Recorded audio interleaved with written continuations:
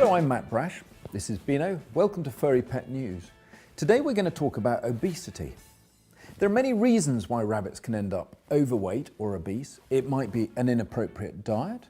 It might be too much diet, getting just too much sugary, high carbohydrate or starchy food.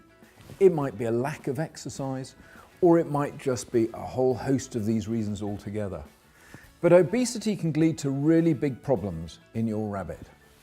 Overweight rabbits are very prone to developing bed sores. This is called pododermatitis, where they get sores at the bottom of their feet. They're very prone to getting fly strike. This is because they fail to eat their cecotrophs, part of the important digestive tract system where they're eating these sticky droppings directly from their back end. If they can't get round to do that, these end up sticking in the fur, perfect environment for flies to come in and lay eggs, and it's really nasty. So obesity is a big problem. Now, fortunately, to help us, the Pet Food Manufacturing Association has made a really good chart that shows us how to get the right weight for your rabbit. A condition score of 5 is far too fat.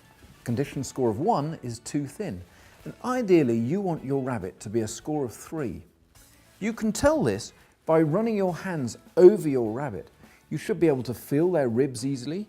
You should be able to feel their hip bones easily.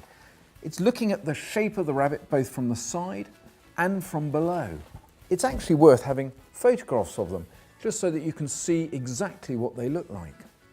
If your rabbit's larger than this and falling into categories 4 or 5, then you need to look at trying to get some weight off them. And that's really important because not only are you going to have these problems like fly strike or pododermatitis, but actually your rabbit's going to have a load of fat inside.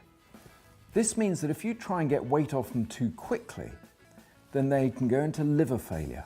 This is because there's so much fat in their liver that their liver just can't cope. This is called hepatic lipidosis. So it's very important to stage the weight loss for your rabbit over a period of time. Weigh them at the beginning, cut down the amount of food that you're giving them, move them slowly onto a good quality food, give them more exercise, weigh them every week and gradually transition slowly so that they lose their weight.